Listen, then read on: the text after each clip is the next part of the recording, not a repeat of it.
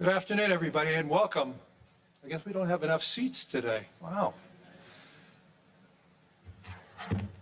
In the last quarter century, a sitting president of the United States has come to Davos only twice. Both times it was Donald Trump. So when I asked to serve in this new role that I have, he was one of the first leaders I called and invited to return. I first met the president about 25 years ago, but I worked most closely with him during the early months of COVID. This was March 2020. Markets were under extreme stress. Some economists were warning we could be headed towards a second Great Depression. What stood out to me during the extraordinary period was a president's willingness to bring together people from governments, from business, across institutions, across perspective, to think differently, and importantly, to act decisively. That instinct to act, especially in pivotal moments, is one reason I think he values the World Economic Forum. It is a unique institution that brings together the largest combination of government officials, business leaders, technology leaders, civil society and NGO leaders, anywhere in the world for a genuine dialogue, and particularly, importantly, this year. Thankfully, this group is meeting under better economic circumstances than during the pandemic, but once again, we're facing very serious different economic conditions around the world. One of the central challenges that is impacting me is how capitalism can benefit more, and how can we broaden our global economy for greater and greater participation. That is a question where the president has shown real leadership through investing in infrastructure, reducing barriers to growth, and initiatives like the Trump account, designed to give more Americans a direct stake in the growth of the U.S. economy. As he enters the second year of his second term, we are interested in hearing his plans for 2026 and beyond, and will no doubt create more and more conversation. And that's what the forum is about, a serious conversation in the spirit of dialogue. Discussions where the world is headed, where are we going, and these discussions would be incomplete without the President of the United States, the most important leader in the world. We appreciate him here, so let me introduce and welcome back to Davos the President of the United States, Donald J. Trump.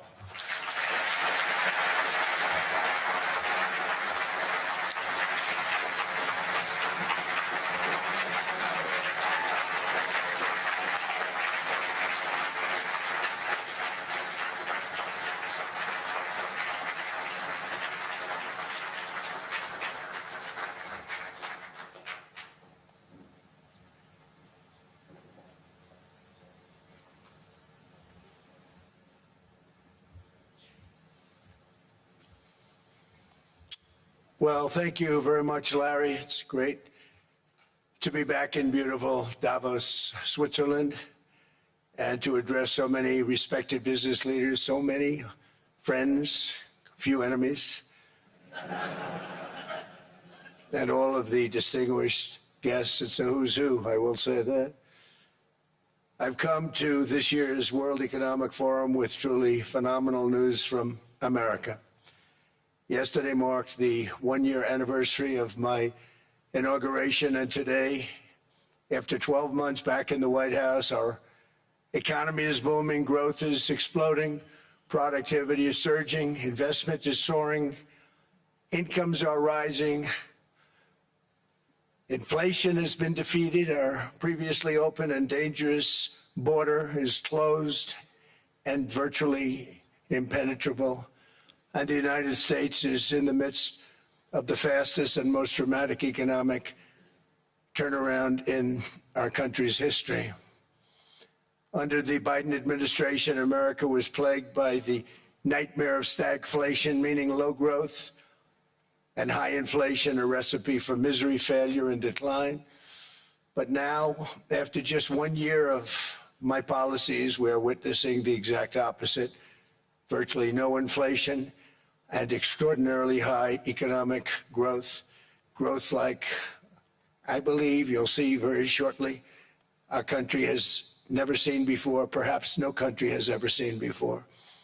Over the past 3 months, core inflation has been just 1.6%. Meanwhile, fourth quarter growth is projected to be 5.4%, far greater than anybody other than myself and a few others had predicted. Since the election, the stock market has set 52 all-time high records.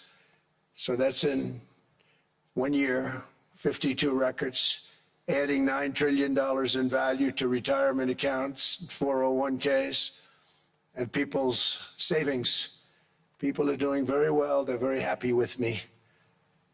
Since my inauguration, we've lifted more than 1.2 million people off of food stamps, and after 4 years in which Biden secured less than $1 trillion of new investment in our country. Think of that, 1 trillion, substantially less than that. In 4 years, we've secured commitments for a record-breaking $18 trillion, and we think when the final numbers come out, they'll be closer to $20 trillion of investment. That's never been done by any country at any time, not even close. Just over 1 year ago, under the radical left Democrats, we were a dead country. Now we are the hottest country anywhere in the world. In fact, the United States economy is on pace to grow at double the rate that was projected by the IMF just last April. And with my growth and tariff policies, it should be much higher. I really believe we can be much higher than that. And this is all great news, and it's great for all nations. The USA is the economic engine on the planet, and when America booms, the entire world booms. It's been the history.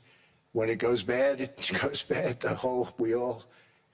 You all follow us down, and you follow us up, and we're at a point that I don't believe we've ever been. I never thought we could do it this quickly. My biggest surprise is I thought it would take more than a year, maybe like a year and 1 month. But it's happened very quickly. This afternoon, I want to discuss how we have achieved this economic miracle, how we intend to raise living standards for our citizens to levels never seen before, and perhaps how you too and the places where you come from can do much better by following what we're doing, because certain places in Europe are not even recognizable, frankly, anymore. They're not recognizable. And we can argue about it, but there's no argument. Friends come back from different places. I don't want to insult anybody and say I don't recognize it. And that's not in a positive way, in a very negative way. And I love Europe, and I want to see Europe go good. But it's not heading in the right direction. In recent decades, it became conventional wisdom in Washington and European capitals that the only way to grow a modern Western economy was through ever-increasing government spending, unchecked mass migration, and endless foreign imports. The consensus was that so-called dirty jobs and heavy industry should be sent elsewhere, that affordable energy should be replaced by the Green New Scam, and that countries could be propped up by importing new and entirely different populations from faraway lands. This was the path that Sleepy Joe Biden administration and many other Western governments very foolishly followed, turning their backs on everything that makes nations rich and powerful and strong. And there's so much potential in so many nations. The result was record budget and trade deficits and a growing sovereign deficit driven by the largest wave of mass migration in human history. We've never seen anything like it. Quite frankly, many parts of our world are being destroyed before our very eyes, and the leaders don't even understand what's happening. And the ones that do understand aren't doing anything about it. Virtually all of the so-called experts predicted my plans to end this failed model would trigger a global recession and runaway inflation. but we have proven them wrong. It's actually just the opposite. In 1 year, our agenda has produced a transformation like America has not seen in over 100 years. Instead of closing down energy plants, we're opening them up. Instead of building ineffective, money-losing windmills, we're taking them down and not approving any. Instead of empowering bureaucrats, we're firing them, and they're going out and getting jobs in the private sector for 2 and 3 times what they were making in government. So they started off hating me when we fired them, and now they love me. Instead of raising taxes on domestic producers, we're lowering them and raising tariffs on foreign nations to pay for the damage that they've caused. In 12 months, we have removed over 270,000 bureaucrats from the federal payrolls, the largest single-year reduction in government employment since the end of World War II. Nobody thought that was coming, but we had no choice. To make a country great, you can't have all federal jobs. We've cut federal spending by $100 billion and slashed the federal budget deficit by 27% in the single year. It's going to go down quite a bit more from that, driving inflation way down from the record highs of the Biden administration. Every month, they went up and up and up. I promised to cut 10 old regulations for every single new regulation, but instead I've cut, actually till this point, 129 regulations for every 1 new regulation approved. So every time they come in with a new regulation, we do at least 10, but so far it's averaging out to 129, if you can believe it. In July, we passed the largest tax cuts in American history, including no tax on tips, no tax on overtime, no tax on Social Security for our great seniors. We also provided 100% expensing, that's the one they like, and bonus depreciation for all new equipment and capital investments to help companies expand and shift production to America. They are so in love with it. They build a plant, they're able to deduct it immediately, the whole thing, rather than waiting 38 to 41 years in the old days. This is a miracle taking place. Nobody thought it would ever be done by any country, but it's done by us. It was what made my first term the most successful 4-year term that we've ever had from a financial standpoint. And now we've upped it. This is a 10-year program, not a 1-year program, but you're allowed to deduct everything in 1 year. It used to be 38 to 41 years. With tariffs, we've radically reduced our ballooning trade deficit, which was the largest in world history. We were losing more than $1 trillion every single year, and it was just wasted. It was going to waste. But in 1 year, I slashed our monthly trade deficit by a staggering 77%, and all of this with no inflation, something everyone said could not be done. There were a couple of brilliant people that actually thought I was doing the right thing. I thought I was doing the right thing. Now they all think I'm doing the right thing because they can't believe the numbers. American exports are now up by more than $150 billion. Domestic steel production is up by 300,000 tons a month, and it's doubling over the next 4 months. It's doubling and tripling, and we have steel plants being built all over the country. Nobody thought they'd see that. Factory construction is up by 41%. And that number is really going to skyrocket right now because that's during a process that they're putting in to get their approvals, and we've given very, very quick, fast approvals. In the process, we've made historic trade deals with partners covering 40% of all U.S. trade. Some of the greatest companies and countries in the world. We have countries as our partner, too. The European nations, Japan, South Korea. They're our partners. They've gone into massive deals with us, especially on oil and gas. And these agreements raise growth and cause stock markets to boom, not only in the U.S., but virtually every country that came to make a deal, because, as you've learned, when the United States goes up, you follow. It's really become a staple In America, I've stopped the nation-wrecking energy policies that drive up prices while sending jobs and factories to the world's worst polluters. They are indeed polluters. Under sleepy Joe Biden, new domestic oil and gas leases fell by 95%. Think of that. And they wonder, why was gasoline going up so fast? The gasoline actually topped $5 a gallon, and some places $7 a gallon, and more than 100 major power plants were violently shut down by incompetent people that had no idea what the hell they were doing. Under my leadership, U.S. natural gas production is at an all-time high by far. U.S. oil production is up by 730,000 barrels a day, and last week we picked up 50 million barrels from Venezuela alone. Venezuela has been an amazing place for so many years, but then they went bad with their policies. 20 years ago it was a great country, and now it's got problems, but we're helping them. And those 50 million barrels, we're going to be splitting up with them, and they'll be making more money. They've made it a long time. Venezuela is going to do fantastically well. We appreciate all of the cooperation we've been giving. We've been giving great cooperation. Once the attack ended, and they said, let's make a deal. More people should do that. But Venezuela is going to make more money in the next 6 months than they've made in the last 20 years. Every major oil company is coming in with us. It's amazing. It's a beautiful thing to see. The leadership of the country has been very good. They've been very, very smart. The price of gasoline is now below $2.50 a gallon in many states, $2.30 a gallon in most states. Then we'll soon be averaging less than $2 a gallon. In many places, it's already down even lower, $1.95 a gallon. Numerous states are at $1.99, numbers that nobody has heard for years.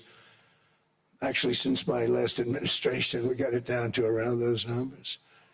I've signed an order directing and approval of many new nuclear reactors. We're going heavy into nuclear. I was not a big fan because I didn't like the risk, the danger. But they have the progress they've made with nuclear is unbelievable, and the safety progress they've made is incredible. We're very much into the world of nuclear energy, and we can have it now at good prices and very, very safe. And we're leading the world in AI by a lot.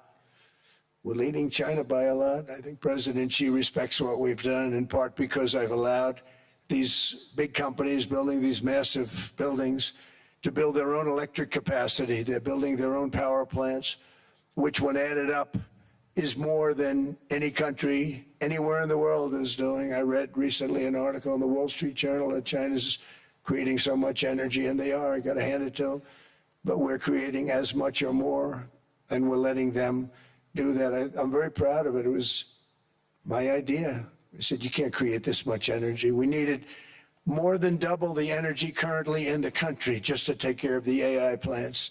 And I said, we can't do that. We have an old grid system. And I came up with the idea, you know, you people are brilliant. You have a lot of money. Let's see what you can do. You can build your own electric generating plants. And they looked at me. They didn't believe me. All of the names that are really, I think, in the room right now, if you want to know the truth, they didn't believe it. And I said, no, you can't. They came back 2 weeks and they didn't have the plant. They said, we thought you were kidding.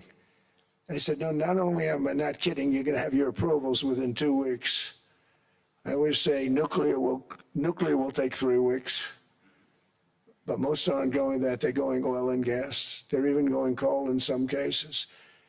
Because of my landslide election victory, the United States avoided the catastrophic energy collapse which befell every European nation that pursued the Green New Scam, perhaps the greatest hoax in history. The Green New Scam, windmills all over the place, destroy your land, destroy your land. Every time that goes around, you lose $1,000. You're supposed to make money with energy, not lose money. Here in Europe, we've seen the fate that the radical left tried to impose on America. They tried very hard. Germany now generates 22% less electricity than it did in 2017, and it's not the current chancellor's fault. He's solving the problem. He's going to do a great job. But what they did before he got there, I guess that's why he got there.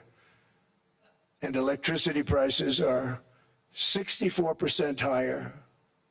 The United Kingdom produces just 1/3 of the total energy from all sources that it did in 1999. Think of that, 1/3. And they're sitting on top of the North Sea, one of the greatest reserves anywhere in the world, but they don't use it.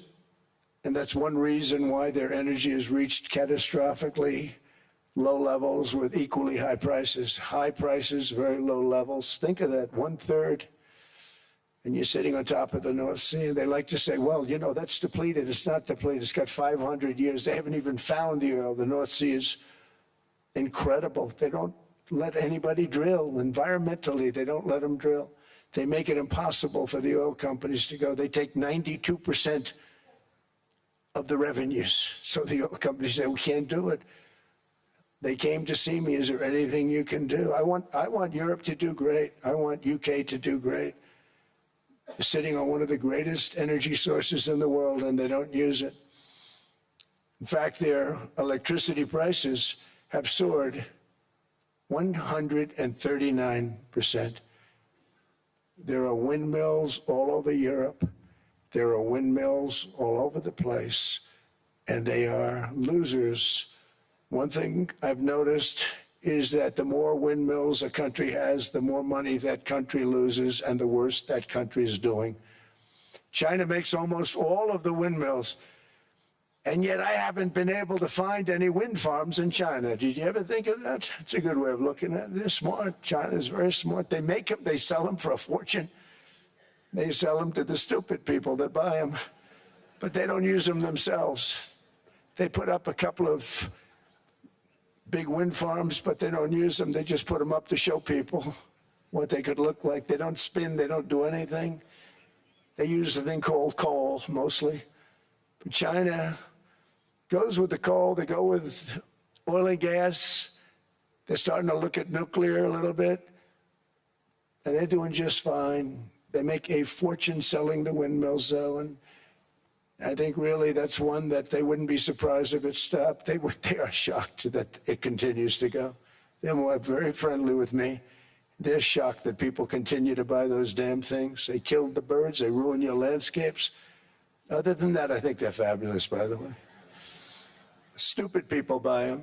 The consequences of such destructive policies have been stark, including lower economic growth, lower standards of living, lower birth rates, more socially disruptive migration, more vulnerability to hostile foreign adversaries, and much, much smaller militaries. The United States cares greatly about the people of Europe. We really do. I mean, look, I am derived from Europe. Scotland and Germany, 100% Scotland, my mother, 100% German, my father. And we believe deeply in the bonds we share with Europe as a civilization. I want to see it do great. That's why issues like energy, trade, immigration, and economic growth must be central concerns to anyone who wants to see a strong and united West, because Europe and those countries have to do their thing. They have to get out of the culture that they've created over the last 10 years. It's horrible what they're doing to themselves. They're destroying themselves. It's beautiful, beautiful places. We want strong allies, not seriously weakened ones. We want Europe to be strong. Ultimately, these are matters of national security, and perhaps no current issue makes the situation more clear than what's currently going on with Greenland. Would you like me to say a few words of Greenland? I was going to leave it out of the speech, but I think I would have been reviewed very negatively. I have tremendous respect for both the people of Greenland and the people of Denmark, tremendous respect. but every NATO ally has an obligation to be able to defend their own territory. And the fact is, no nation or group of nations is in any position to be able to secure Greenland other than the United States. We're a great power, much greater than people even understand. I think they found that out 2 weeks ago in Venezuela. We saw this in World War II, when Denmark fell to Germany after just 6 hours of fighting and was totally unable to defend either itself or Greenland. So the United States was then compelled, we did it, we felt an obligation to do it, to send our own forces to hold the Greenland territory, and hold it we did at great cost and expense. They didn't have a chance of getting on it, and they tried. Denmark knows that. We literally set up bases on Greenland for Denmark. We fought for Denmark. We weren't fighting for anyone else. We were fighting to save it for Denmark. Big, beautiful piece of ice. It's hard to call it land. It's a big piece of ice. But we saved Greenland and successfully prevented our enemies from gaining a foothold in our hemisphere. So we did it for ourselves also. And then after the war, which we won it big. Without us, right now, you'd all be speaking German and a little Japanese, perhaps. After the war, we gave Greenland back to Denmark. How stupid were we to do that? But we did it. But we gave it back. But how ungrateful are they now? So now our country and the world face much greater risks than it did ever before because of missiles, because of nuclear, because of weapons of warfare that I can't even talk about. 2 weeks ago, they saw weapons that nobody ever heard of. They weren't able to fire one shot at us. They said, what happened? Everything was discombobulated. They said, we've got them in our sights. Press the trigger, and nothing happened. No anti-aircraft missiles went up. There was one that went up about 30 feet and crashed down right next to the people that sent it. They said, what the hell is going on? Those defensive systems were made by Russia and by China. So they're going to go back to the drawing boards, I guess. Greenland is a vast, almost entirely uninhabited and undeveloped territory. It's sitting undefended in a key strategic location between the United States, Russia, and China. That's exactly where it is, right smack in the middle. Wasn't important nearly when we gave it back. You know, when we gave it back, it wasn't the same as it is now. It's not important for any other reason, you know, everyone talks about the minerals. There's so many places. There's no rare earth, no such thing as rare earth. There's rare processing, but there's so much rare earth. And this, to get to this rare earth, you got to go through hundreds of feet of ice. That's not the reason we need it. We need it for strategic national security and international security. This enormous unsecured island is actually part of North America on the northern frontier of the Western Hemisphere. That's our territory. It is therefore a core national security interest of the United States of America. And in fact, it's been our policy for hundreds of years to prevent outside threats from entering our hemisphere, and we've done it very successfully. We've never been stronger than we are now.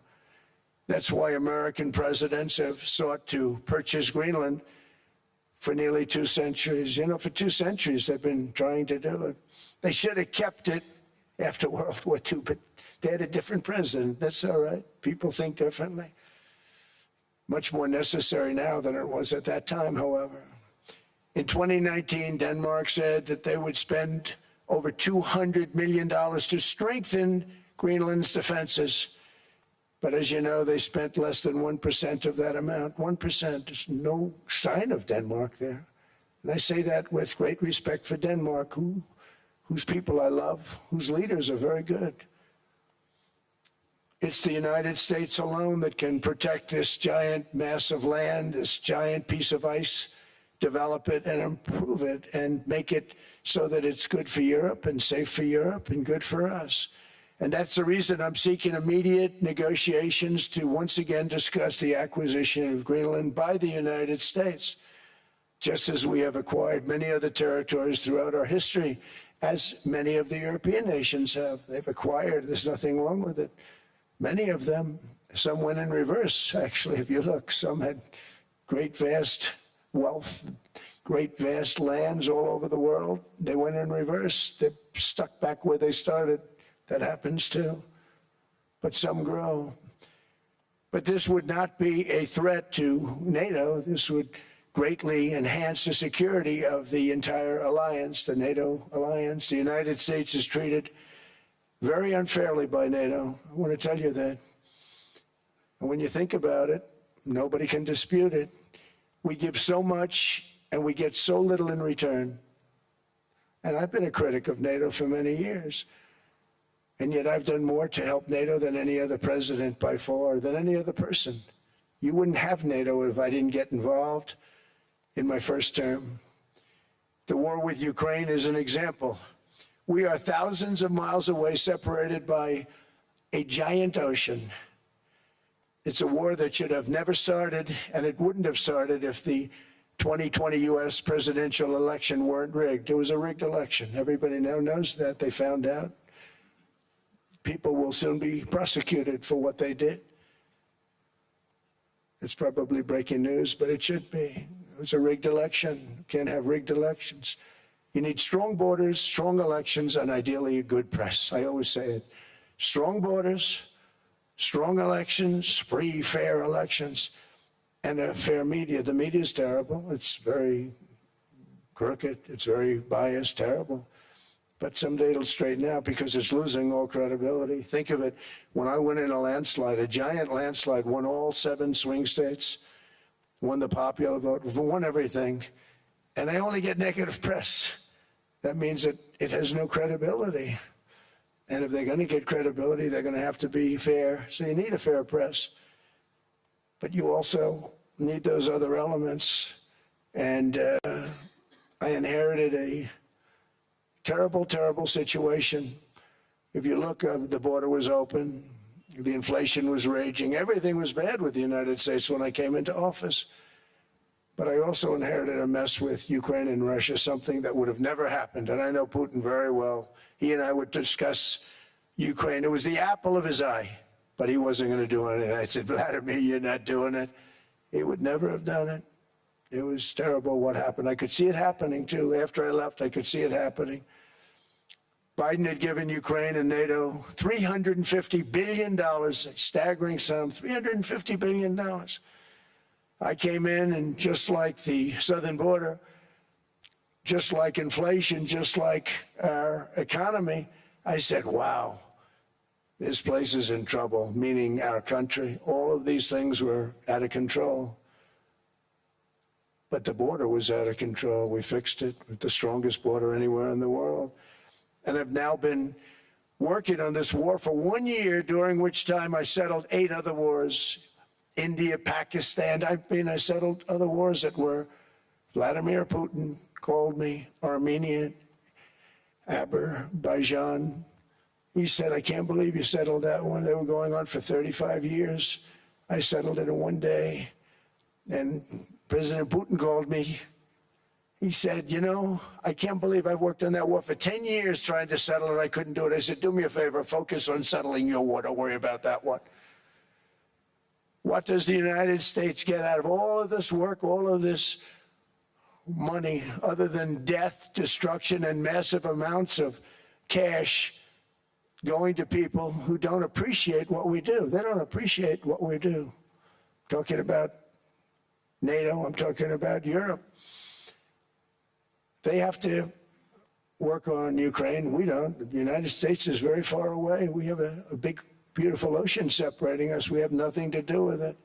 Until I came along, NATO was only supposed to pay 2% of GDP. But they weren't paying, most of the countries weren't paying anything. The United States was paying for virtually 100% of NATO. And I got that stopped. I said, that's not fair. But then, more importantly, I got NATO to pay 5%, and now they were paying, and now they are paying. So something nobody said was possible. They said we will never go up higher than 2%. But they went to 5%, and now they're paying the 5. They didn't pay the 2, and now they're paying the 5. And they're stronger for it, and they have an excellent, by the way, Secretary General, who's possibly in the room. Mark, are you here? Yes, he's here. Hello, Mark. We never asked for anything, and we never got anything. We probably won't get anything unless I decide to use excessive strength and force where we would be, frankly, unstoppable. But I won't do that. Okay? Now everyone's saying, oh, good. That's probably the biggest statement I made, because people thought I would use force. I don't have to use force. I don't want to use force. I won't use force.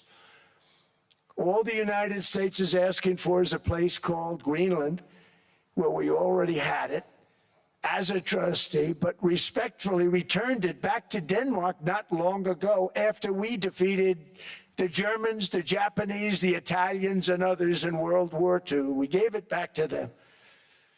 We were a powerful force then, but we are a much more powerful force now. After I rebuilt the military in my first term and continue to do so today, we have a budget of $1.5 trillion. We're bringing back battleships. The battleship is 100 times more powerful than the great battleships you saw in World War II, those great, big, gorgeous ships, the Missouri, the Iowa, the Alabama.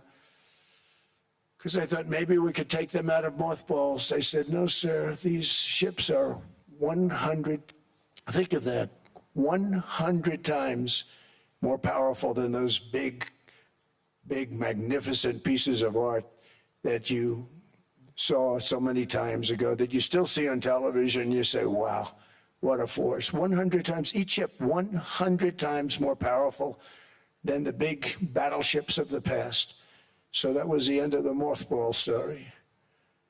So what we have gotten out of NATO is nothing except to protect Europe from the Soviet Union and now Russia. I mean, we've helped them for so many years. We've never gotten anything, except we pay for NATO. And we paid for many years until I came along. We paid for, in my opinion, 100% of NATO because they weren't paying their bills. And all we're asking for is to get Greenland, including right title and ownership, because you need the ownership to defend it. You can't defend it on a lease. Number one, legally it's not defensible that way, totally. And number two, psychologically, who the hell wants to defend a license agreement or a lease, which is a large piece of ice in the middle of the ocean where if there is a war, much of the action will take place on that piece of ice. Think of it. Those missiles would be flying right over the center of that piece of ice. All we want from Denmark for national and international security and to keep our very energetic and dangerous potential enemies at bay is this land on which we're going to build the greatest golden dome ever built. We're building a golden dome that's going to, just by its very nature, going to be defending Canada. Canada gets a lot of freebies from us, by the way. They should be grateful also, but they're not. I watched your Prime Minister yesterday. He wasn't so grateful. But they should be grateful to us. Canada lives because of the United States. Remember that, Mark, the next time you make your statements. What we did for Israel was amazing, but that's nothing compared to what we have planned for the United States, Canada, and the rest of the world. We are going to build a dome like no other. We did it for Israel. And by the way, I told Bibi, stop taking credit for the dome. That's our technology. That's our stuff. But they had a lot of courage, and they were good fighters, and they did a good job, and we wiped out the Iran nuclear threat like nobody can believe. Nobody's ever seen anything like it. That, Venezuela, taking down Soleimani, wiping out al-Baghdadi when he tried to reinstitute ISIS. We did a lot. I did a lot of big things. all perfectly executed. Everyone was perfectly executed. Somebody told me that, a military expert told me, sir, everything you've done has been perfectly executed. I said, I know. So other presidents have spent, whether foolishly or not, trillions and trillions of dollars on NATO and gotten absolutely nothing in return. We've never asked for anything. It's always a one-way street. Now they want us to help them with Ukraine. And let me say, we're going to. I'm really helping, not even them. I want to see, last week, if you saw, it was 10,000 soldiers, but last month it was 31,000 soldiers died. 31,000. That's this room times, the number of people in this room times 30. Think of it. 30,000 soldiers died in 1 month. The month before it was 27,000. The month before that it was 28,000. The month before that it was 25,000. It's a bloodbath over there. And that's what I want to stop. It doesn't help the United States, but these are souls. These are young people. Look like you, look like some of you right in the front row. They go to war. Their parents are so proud. Oh, there he goes, comes back.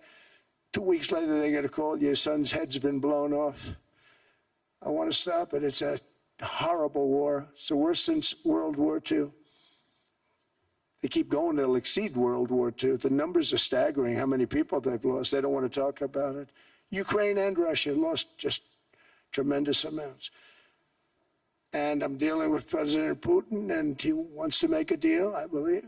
I'm dealing with President Zelensky, and I think he wants to make a deal. I'm meeting him today. He might be in the audience right now. But they got to get that war stopped because too many people are dying, needlessly dying. Too many souls are being lost. It's the only reason I'm interested in doing it.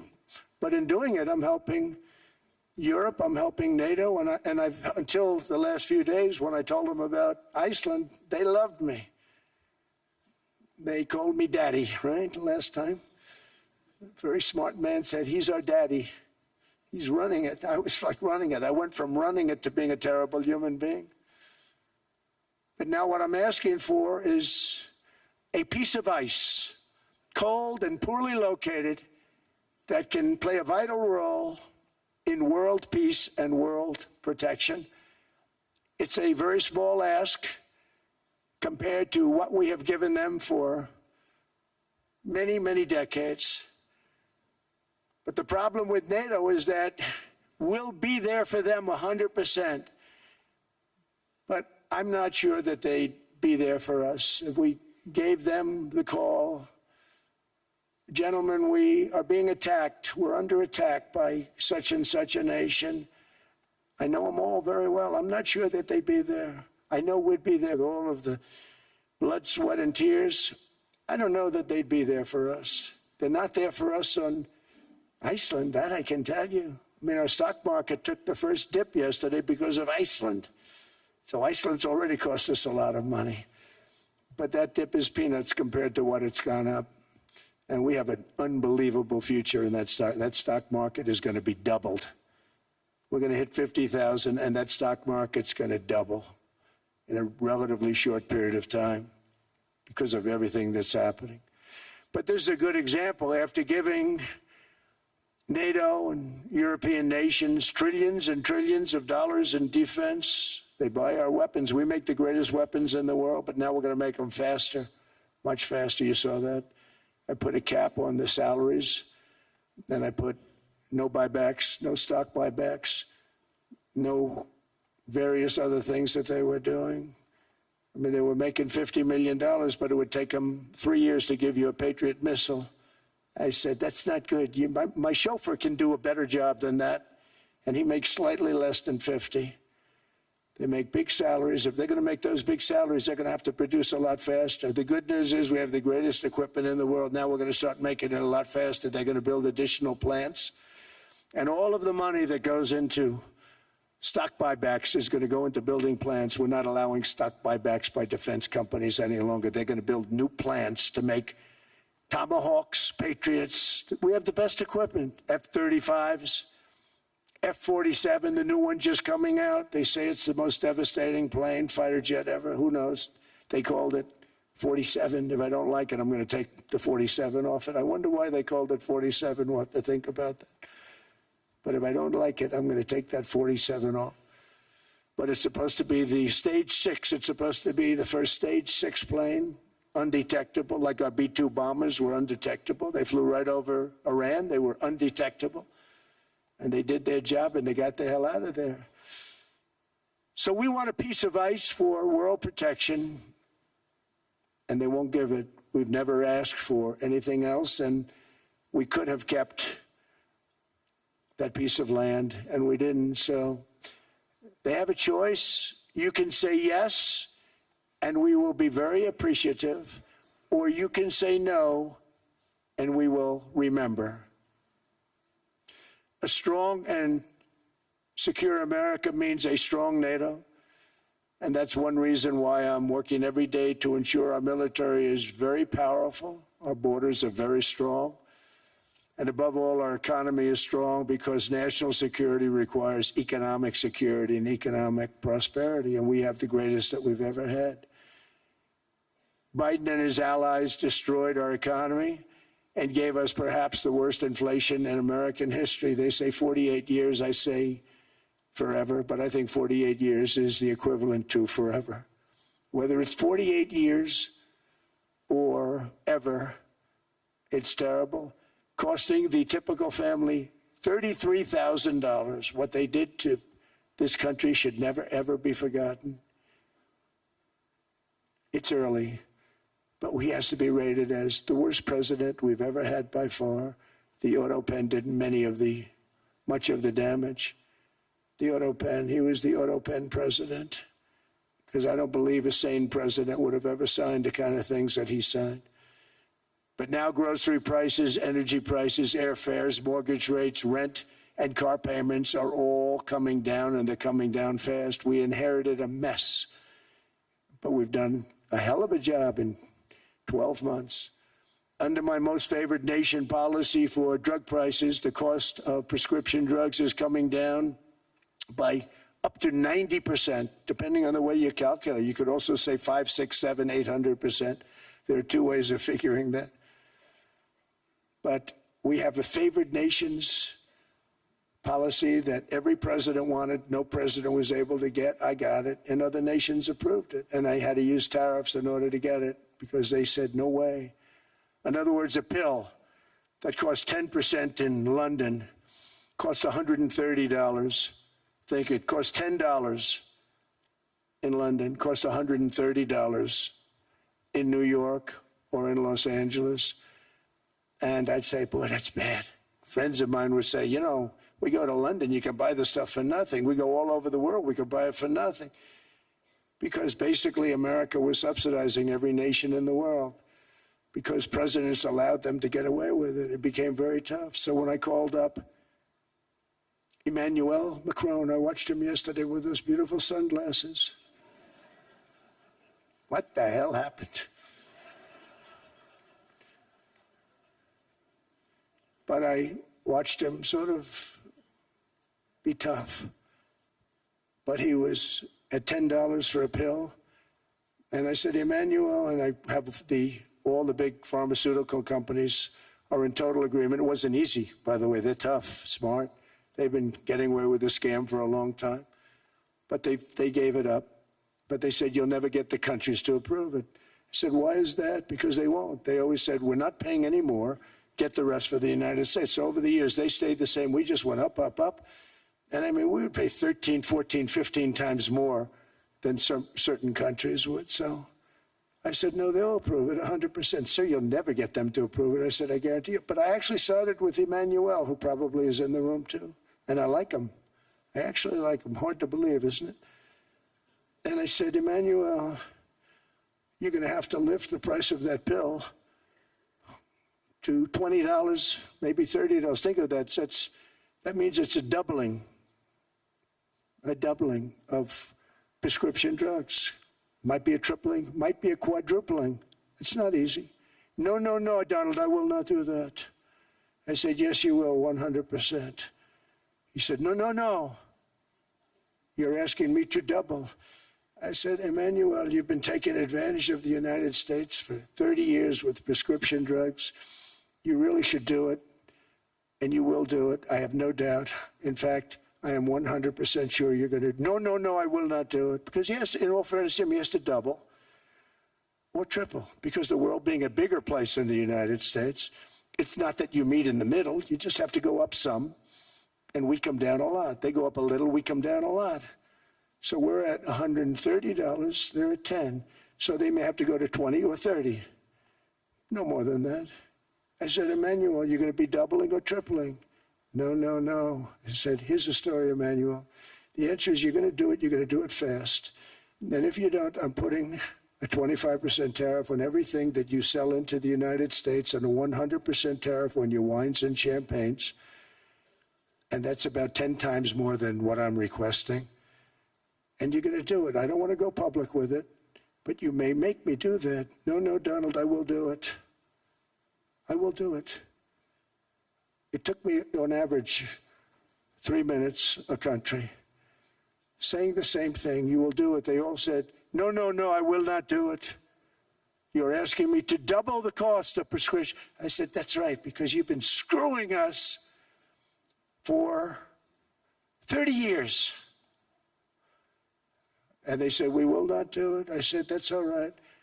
On Monday morning, we're putting a 25, 30, 50. I gave different numbers for different countries.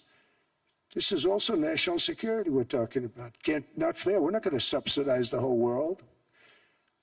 And every one of those countries have agreed to do it. So one of the biggest things that I've done is the fact that we have now most favored nation. We will pay whatever the lowest price is in the entire world. So our drug prices are going to be coming down by staggering 90%. Again, you could say 1,000%, 2,000%. Depends on the way you want to figure it, but we'll go with the way the fake news likes it better because it sounds, can you imagine a 90% reduction sounds much worse. But drug prices are going to be coming down tremendously in all the nations, and I appreciate them doing it, but they did it. In all fairness, without tariffs, I wouldn't have been able to get it done. After declining $3,000 under Biden, real incomes are up in the United States by $2,000, $3,000, and even $5,000 and more. Home ownership has always been a symbol of health and vigor of American society, but that goal fell out of reach for millions and millions of people in the Biden era because interest rates went up so high. Today, I'm taking action to bring back this bedrock of the American dream. In recent years, Wall Street giants and institutional investment firms, many of you are here, many of you are good friends of mine, many of you are supporters. Sorry to do this to you, I'm so sorry. But you've driven up housing prices by purchasing hundreds of thousands of single-family homes, and it's been a great investment for them. Often as much as 10% of houses on the market. You know, the crazy thing is a person can't get depreciation on a house, but when a corporation buys it, they get depreciation. Okay, that's something we're going to have to think about too. I don't know if too many people think about that. You buy a corporation, they buy 500 houses, they buy hundreds of thousands, they buy 500 houses, they can take depreciation. A person sweats and works and buys one house, they can't. But homes are built for people, not for corporations, and America will not become a nation of renters. We're not going to do that. That's why I have signed an executive order banning large institutional investors from buying single-family homes. It's just not fair to the public. They're not able to buy a house. And I'm calling on Congress to pass that ban into permanent law, and I think they will. One of the biggest barriers to saving for a down payment has been surging credit card debt. The profit margin for credit card companies now exceeds 50%, one of the biggest. And they charge Americans interest rates of 28%, 30%, 31%, 32%. Whatever happened to usury? So to help our citizens recover from the Biden disaster, all caused by this horrible president, just horrible president, I'm asking Congress to cap credit card interest rates at 10% for 1 year. And this will help millions of Americans save for a home. They have no idea they're paying 28%. They go out there a little late in their payment and they end up losing their house. It's terrible. To unleash innovation in savings and financing, I'm also working to ensure America remains the crypto capital of the world. And to that end, last year I signed the landmark Genius Act into law. Now Congress is working very hard on crypto market structure legislation, Bitcoin, all of them, which I hope to sign very soon, unlocking new pathways for Americans to reach financial freedom. And I did it for two reasons. Number one, I thought it was politically good, and it was. I got tremendous political support. But more importantly, China wanted that market too. It's just like they want the AI. And we've got that market, I think, pretty well locked up. If I didn't do it, Biden was totally against it until before the election, when they realized that, there were millions of people voting against him over crypto. And all of a sudden, they loved it very much, but it was too late. They blew it. But it is politically popular, but it's much more importantly, we have to make it so that China doesn't get the hold of it. And once they have that hold, we're not going to be able to get it back. So I'm honored to have done it. Finally, I've instructed government-backed institutions to purchase up to $200 billion in mortgage bonds to bring down interest rates. And I'll be announcing a new Fed chairman in the not-too-distant future. I think he'll do a very good job.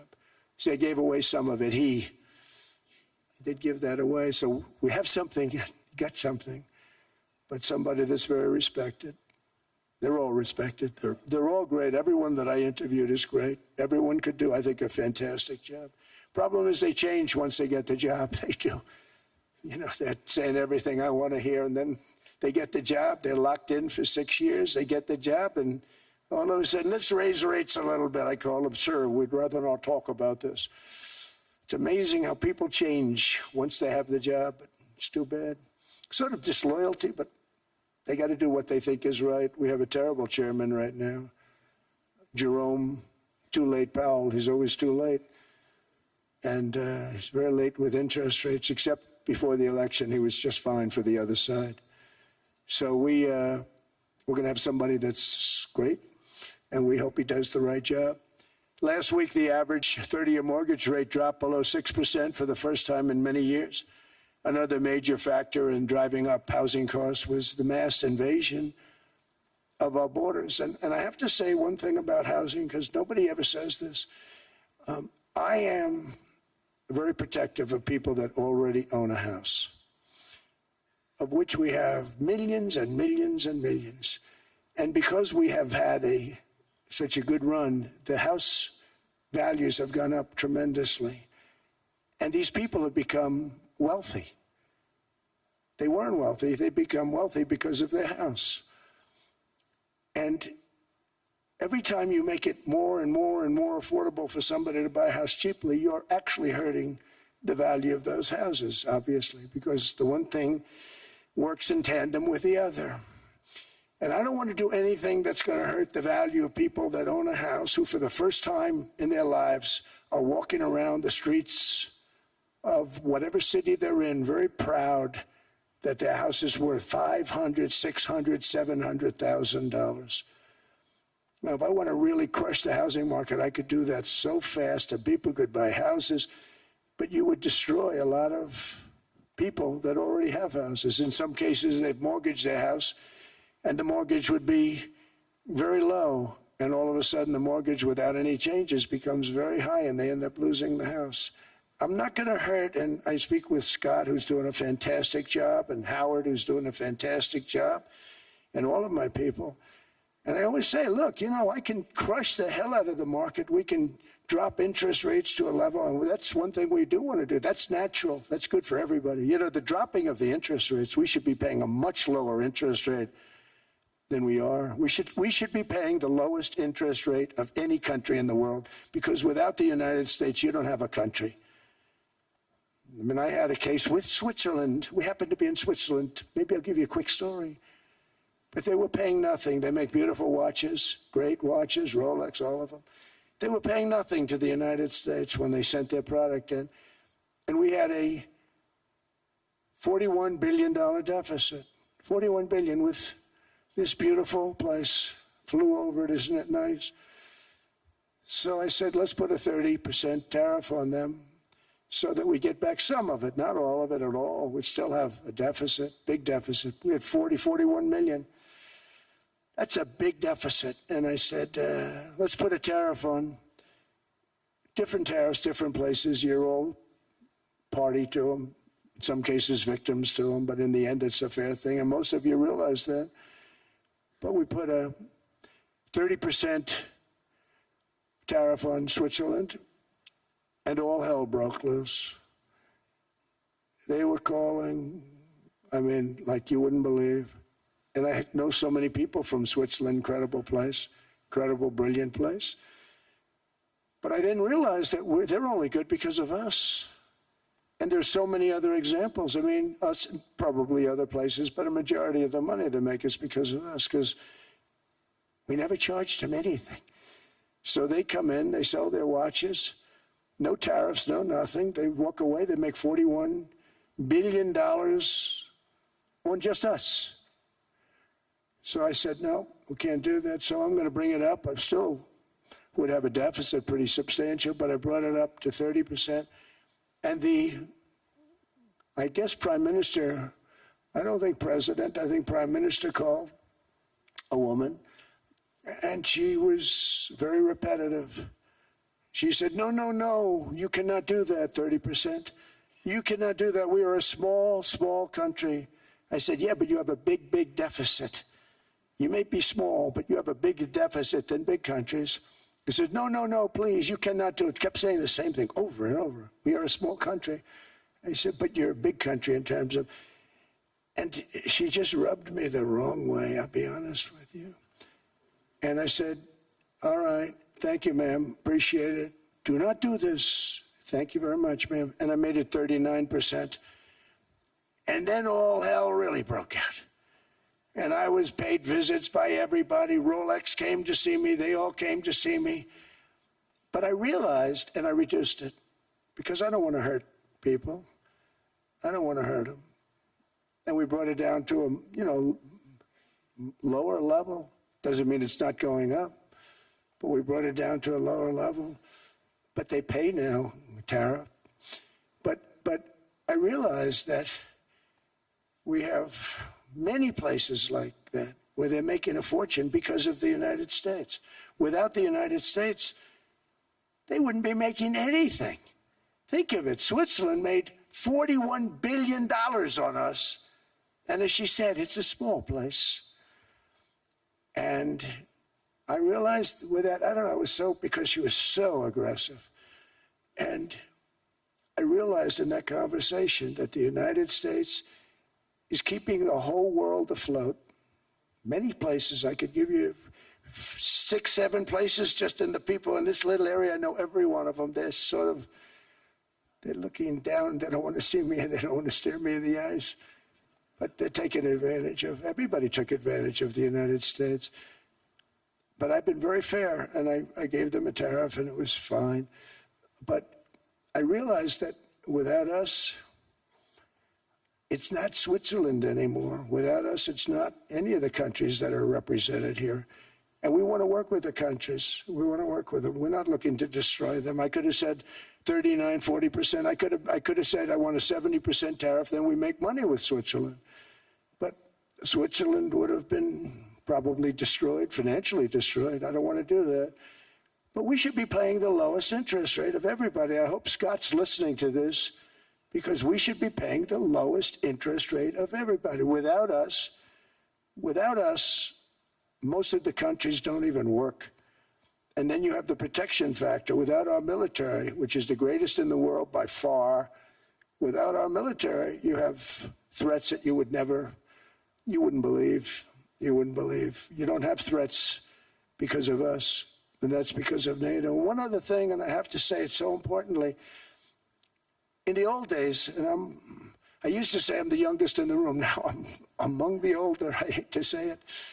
I don't feel old, but I'm among the older. But I remember not long ago, 20, 25 years ago, when good news came out about, let's say, the United States. The United States had a great quarter. The United States had a great month. All the stocks went up. And that's the way it's supposed to be. Now when they say the United States had a record quarter, it's unbelievable how well it's doing, all the stocks crash because they say, oh no, inflation, they're going to raise interest rates. And they do. Some of these stupid people like Powell, they raise interest rates. And what they do is they stop you from being successful. It used to be when we had a great quarter, a great month, great earnings, great anything, any good news, the stock market went up. That's the way it's going to be. We got to do that again because that's the way it should be. Now when we have a great month, they want to kill it. Like we did over 5%. People were surprised. We should do 20%. We could do 25%. When we announce good numbers, and the reason is they're so petrified of inflation. And growth doesn't mean inflation. We've had tremendous growth with very low inflation. In fact, growth can fight inflation, proper growth. So we want to get back to the days when we announce great numbers, because we're going to be announcing phenomenal. You know, all these factories that are being built at record, thousands of businesses are being built right now. Remember, $18 trillion is invested. I think the second number is 3. And that was China many years ago. Investments in the country from outside. 18 trillion, nobody's ever seen. And that's money coming in and building things, factories. Thousands of businesses are being built, thousands. Hundreds of big factories, car plants are moving back to the United States. They're coming in from Canada, they're coming in from Mexico, from Japan. Japan's coming in and building plants here in order to avoid tariffs. They're coming in from China. They're coming in from all over the world. We have more plants being built now, car plants, than we've ever had built, even in the heyday from the 1940s and 50s. And they're bigger. They don't use renovations anymore where they take an old plant, they rip it down, they build a brand new plant, super modern plant. But it's happening at levels that nobody's ever seen. But Biden admitted more than 8 million new migrants.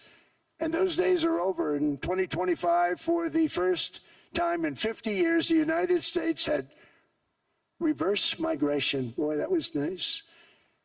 And these were criminals that were being taken out of our country because they allowed people to come into our country from jails, from gangs, drug dealers, murderers. 11,888 murderers. We've gotten most of them out. And then ICE gets beat up by stupid people from leadership in Minnesota.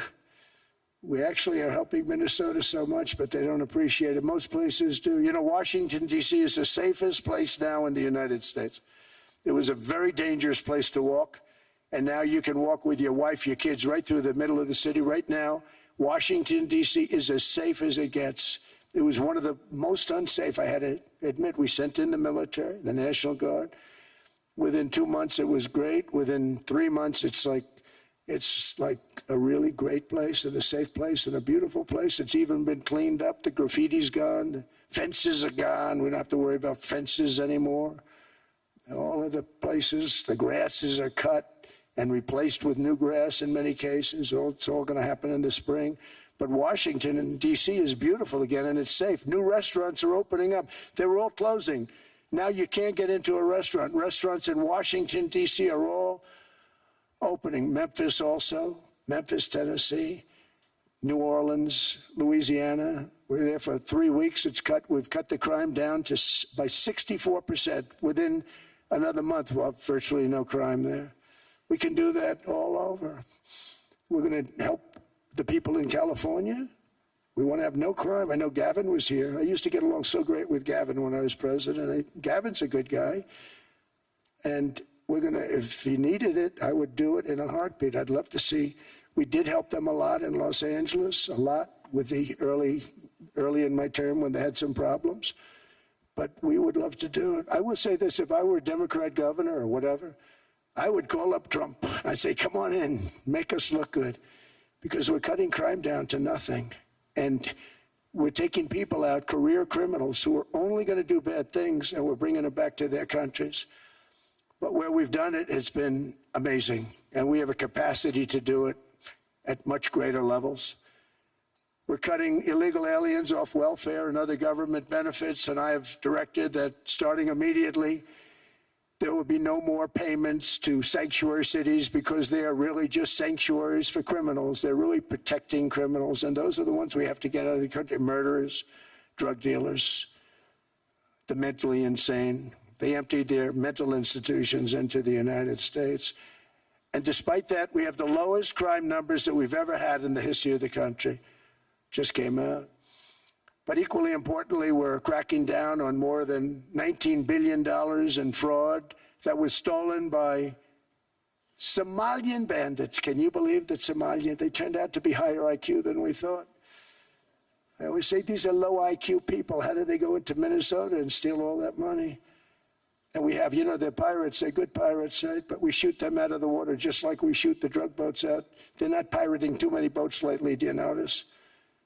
When they go out into those boats, they want to take over a $1.5 billion tanker loaded up with oil, and they say, we're going to blow up your boat. They have powerful weapons. You hit the side of the boat, you blow the whole thing up. The insurance companies are petrified, so they say, just give them the boat, we'll give them money instead. And I don't do that. We blow them right the hell out of the water. We see them going out, we blow them out of the water. We don't have any pirates so much anymore. If we do, they won't be there long. We've cut down with the hitting of the boats that are loaded up with drugs, including submarines. Can you believe they actually buy small, they call mini subs, very fast. They're meant for drugs. We've knocked out 2 of them. The Democrats say they were fishing. You have ruined somebody's fishing weekend. I would say a submarine is not a fishing boat. You don't fish. But we've knocked down drugs by water, the oceans, the sea, by 97.2%. Think of that. And I actually say, who the hell are the 3%? Because I would not want to be piloting one of those boats. We knocked them down, and now we're going to start on land. We're going to knock it all out. The land is the easy part. What we did on sea is incredible, and that's our great military. The situation in Minnesota reminds us that the West cannot mass import foreign cultures which have failed to ever build a successful society of their own. I mean, we're taking people from Somalia, and Somalia is a failed, it's not a nation. Got no government, got no police, got no military, got no nothing. And then we have this fake congressperson who they just reported is worth $30 million. You believe this? Ilhan Omar, talking about the Constitution that provides me. She comes from a country that's not a country, and she's telling us how to run America. Not going to get away with it much longer, let me tell you. The explosion of prosperity and conclusion and progress that built the West did not come from our tax codes. It ultimately came from our very special culture. This is the precious inheritance that America and Europe have in common. We share it. We share it, but we have to keep it strong. We have to become stronger, more successful, and more prosperous than ever. We have to defend that culture and rediscover the spirit that lifted the West from the depths of the Dark Ages to the pinnacle of human achievement. We live in an incredible, changing period. It's an unbelievable time, but we have to take advantage of the time that we're in. In our hands are technologies that our ancestors could scarcely have. I mean, they couldn't have even dreamt some of the things that we see today. And so rapidly they're produced. I mean, AI, 2 years ago, nobody ever heard of the term, and now everybody's talking about it. And it can have some very good purpose. It could also have some dangerous purpose, and for that we have to watch out. But some tremendous things are happening because of it.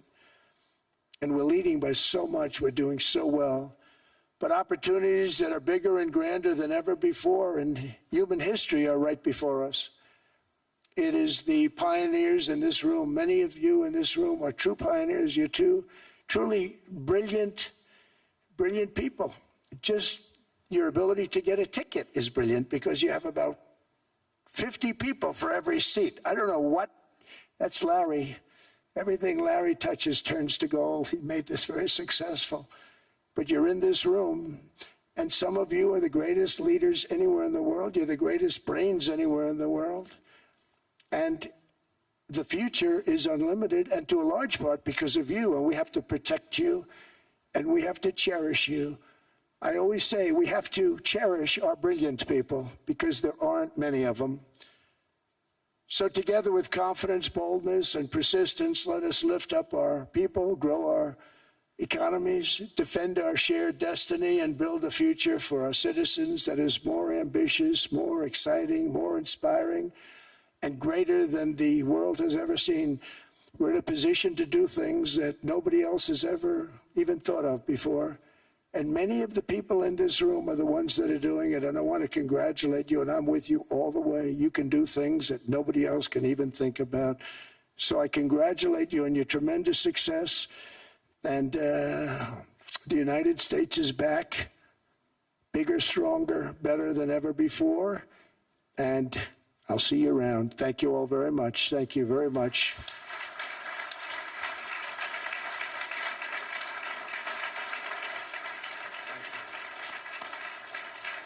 Thank you.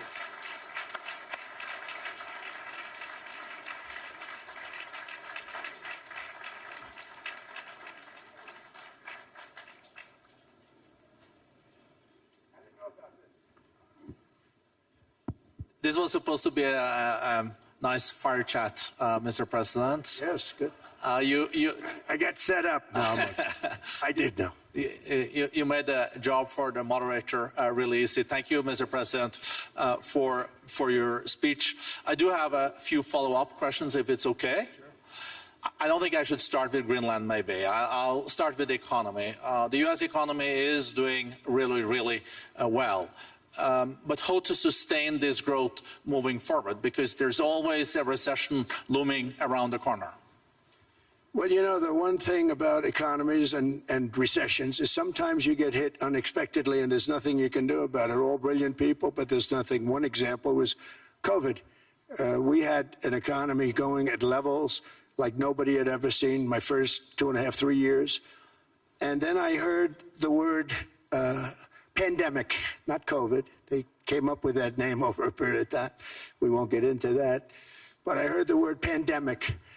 And I had a poll come out that was so strong just prior to that, and I was with the two best pollsters, McLaughlin and Fabrizio, and they said, sir, George Washington and Abraham Lincoln, if they came back and ran as president and vice president, they couldn't beat you.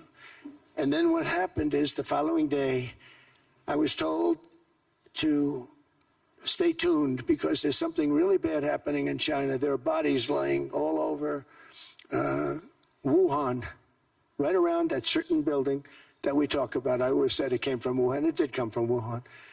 And there were body bags. We saw it by satellite.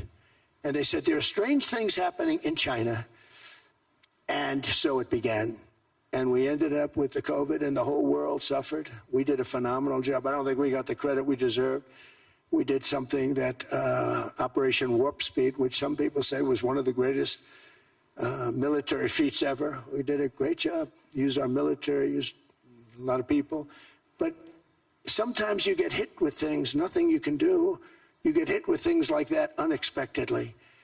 And we got through it. And when I left, the stock market was higher than it was previous to the COVID coming up.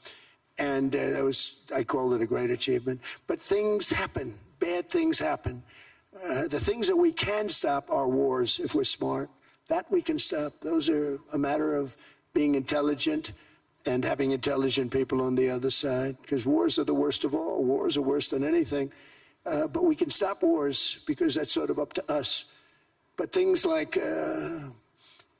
dust flying in the air, wherever COVID comes from or whatever comes, sometimes you have to be a little bit lucky.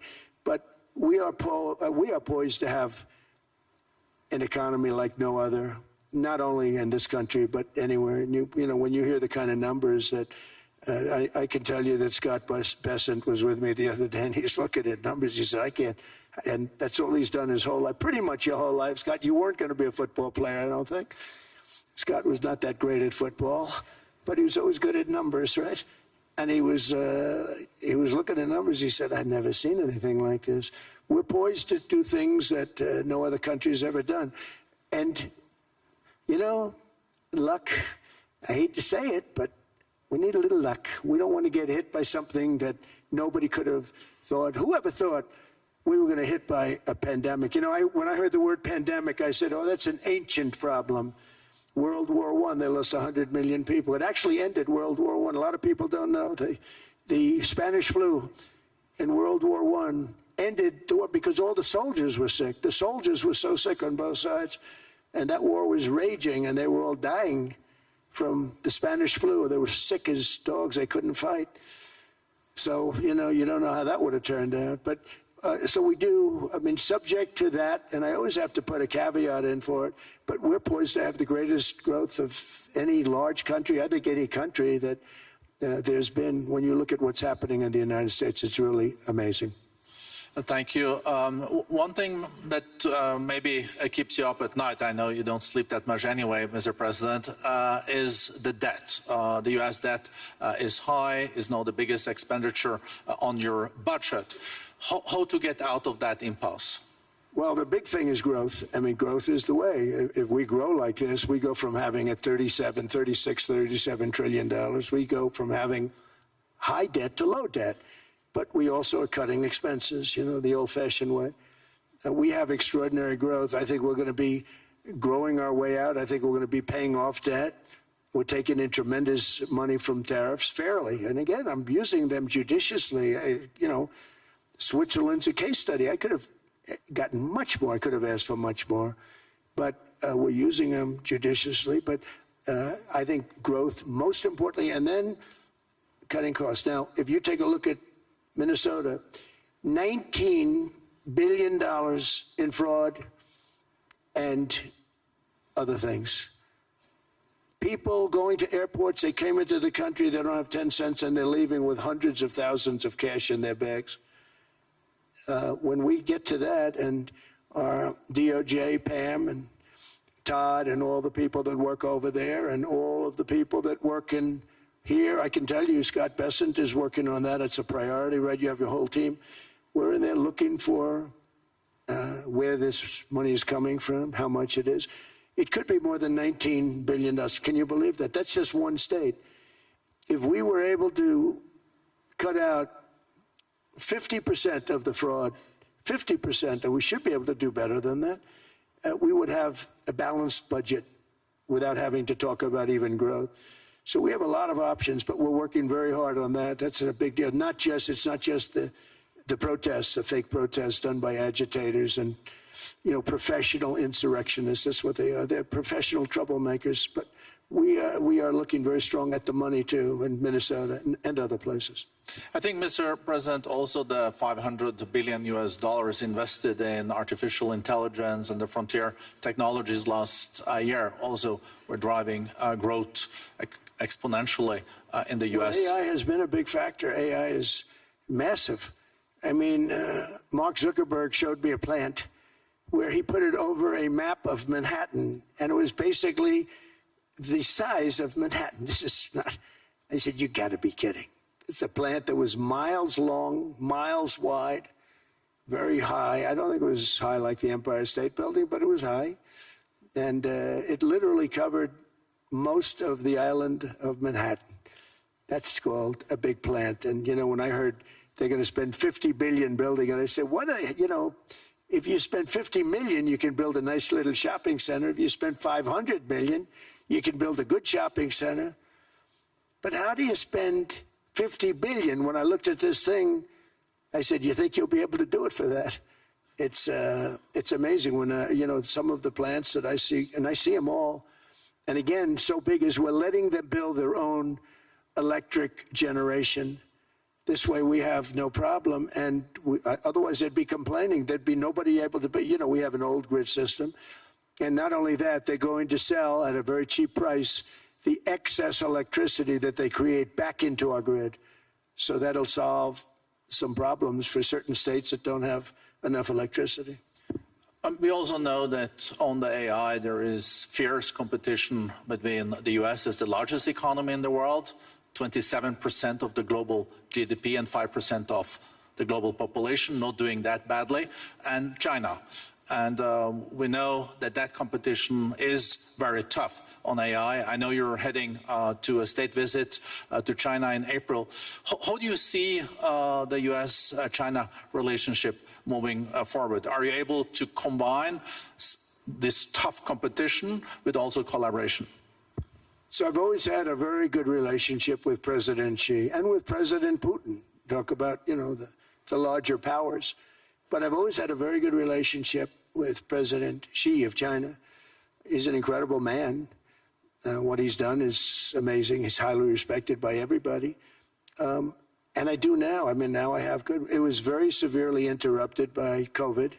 I used to call it the China virus, but he said, "Do you think you could use a different name?" And I decided to do that, because why should we have a problem over that? But I would do that, and they were... You're a true diplomat, huh? I became a diplomat for the first time. Well, you know who taught me that? Marco Rubio. He said, "Let me teach you about diplomacy.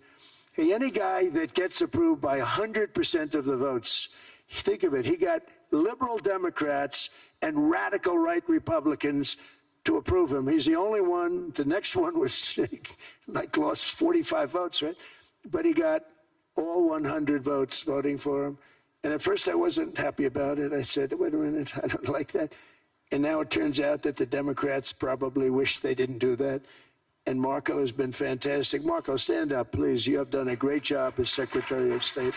He's going to go down as the best Secretary of State. And Scott, and we have Susie, who's the first female Chief of Staff, and she's the best Chief of Staff, too.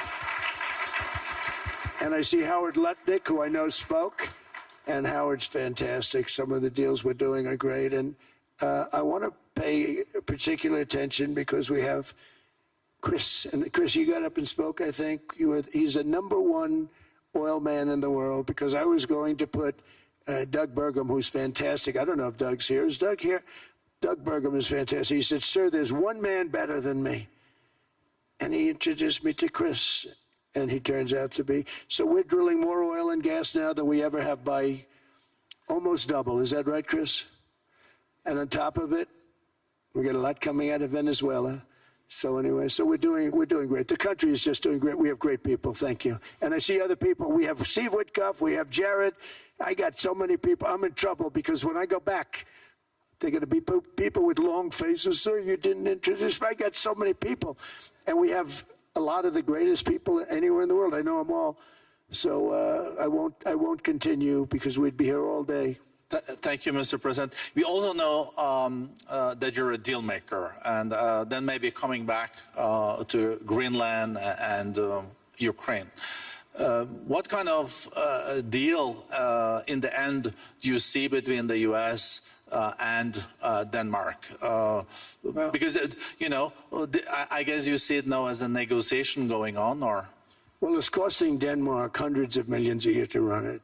And Denmark's a small country and wonderful people. But, you know, it's very expensive. It's a very big piece of ice. And it's very important.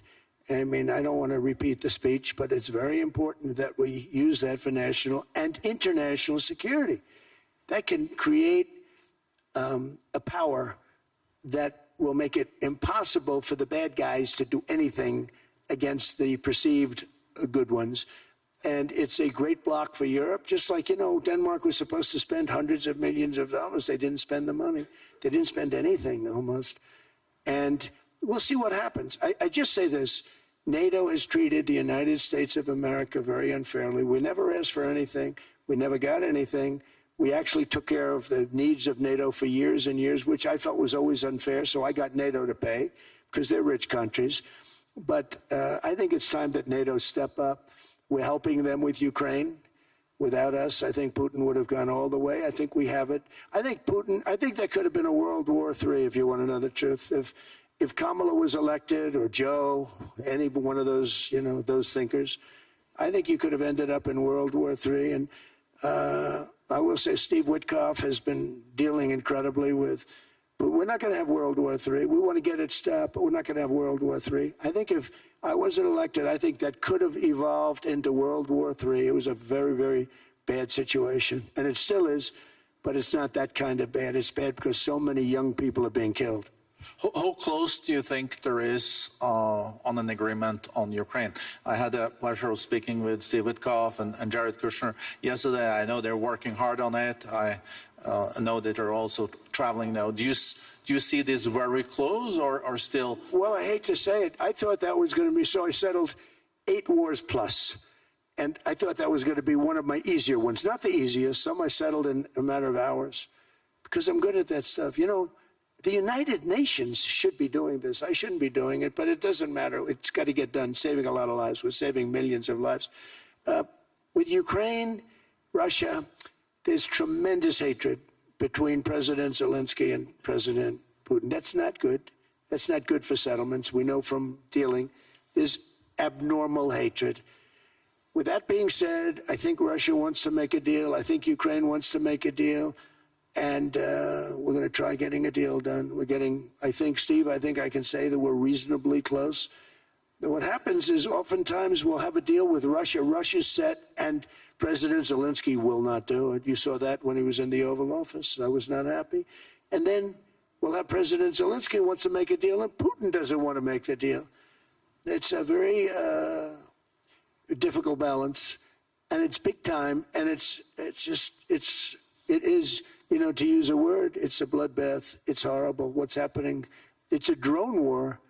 The drones are killing, you know, thousands of people a week, thousands. We have to get it stopped. So I believe they're at a point now. I'm going to meet with President Zelensky later today. I believe they're at a point now where they can come together and get a deal done. And if they don't, they're stupid. That goes for both of them. And I know they're not stupid. But if they don't get this done, they are stupid. So I don't want to insult anyone, but you got to get this deal done. Too many people are dying. It's not worth it. President Sisi is sitting on the first row here. He spoke earlier today and also complimented you on the Gaza deal. I think there will be a signing tomorrow. Of course, there are different views on this, but how important do you think this signing is on the Board of Peace? And do you think this is going to sustain? Do you think we now will see Gaza reconstructed and the billions of US dollars invested? I do. I mean, I think we have peace in the Middle East. There are some little situations like Hamas, and Hamas has agreed to give up their weapons. Now, you know, they were born with a weapon in their hand, so it's not easy to do. When they were born with a rifle in their hand. It's not an easy thing for them, but that's what they agreed to. They've got to do it. And we're going to know, Jared, over the next 2 or 3 days, certainly over the next 3 weeks, whether or not they're going to do it. If they don't do it, they'll be blown away very quickly. They'll be blown away. You know, we have 59 countries that are part of that whole peace deal. And some of those countries aren't even they're near the Middle East, but they're not in the Middle East traditionally. And they want to come in and take out Hamas. They want to come in. They want to do whatever they can. There's a problem with Hezbollah in Lebanon, and we'll see what happens there, but that's a problem. But there are these little flames, but there's peace in the Middle East. Now, had we not gone in and knocked out with those big, beautiful, we just ordered 25 brand new ones, the latest and the greatest, the B-2 bomber. Think of them, they went in there at 2 o'clock in the morning with no moon, no light, no nothing, and every single one of those massive bombs hit its target, 100,000-pound bombs hit its target, every one of them. And then on top of it, from a submarine 300 miles away, we hit the sites with Tomahawks, which is an unbelievable weapon. So, you know, we did our job. If we didn't do that, you would have never had peace in the Middle East. And the countries like Saudi Arabia, UAE, and Qatar could never have, and others could never have signed anything because you would have had this dark cloud, and the dark cloud was Iran with nuclear. Iran would, if we didn't take them out, they would have had a nuclear weapon within 2 months. They were very close to having the nuclear weapon, and we hit them hard. And it was a total obliteration. If they may try again, but they're going to have to try from a different area because that area was obliterated. Incredible thing we did. And because we did that, we were able to make peace. If we didn't do that, I would say, Jared and Steve, if we didn't do that, there was no chance of making peace because the countries I just named and other countries could have never signed off. They were afraid. They were afraid. we had a bully. The bully was Iran, the bully of the Middle East. They used to call it for years. They were the bully of the Middle East. They're not the bully of the Middle East anymore. Mr. President, I know you even had to change plane last night, so I guess you didn't have much sleep, but I think but your energy is still there. I know you have several bilateral meetings. I know you're also hosting a reception. So thank you so much for coming back to Davos. Thank you so much. It's highly appreciated. Well, thank you very much. Thank you, everybody, very much. Thank you.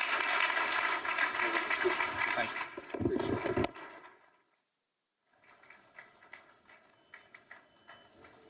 Sir, would you consider a unilateral takeover? U.S. say you won't use force, but how the other means?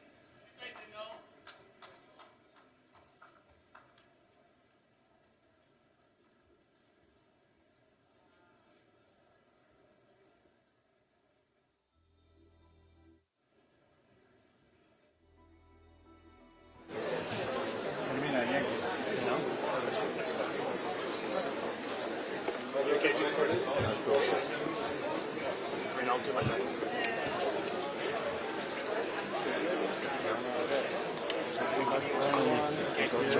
Back starts to I want to have a stool or something.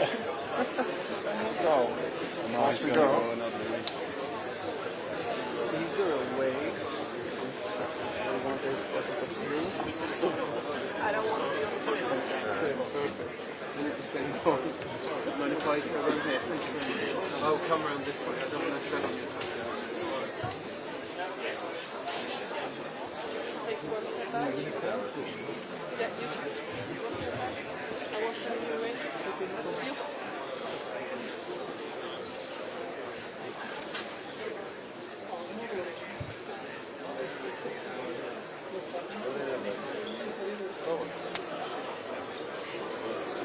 You're gonna do it differently.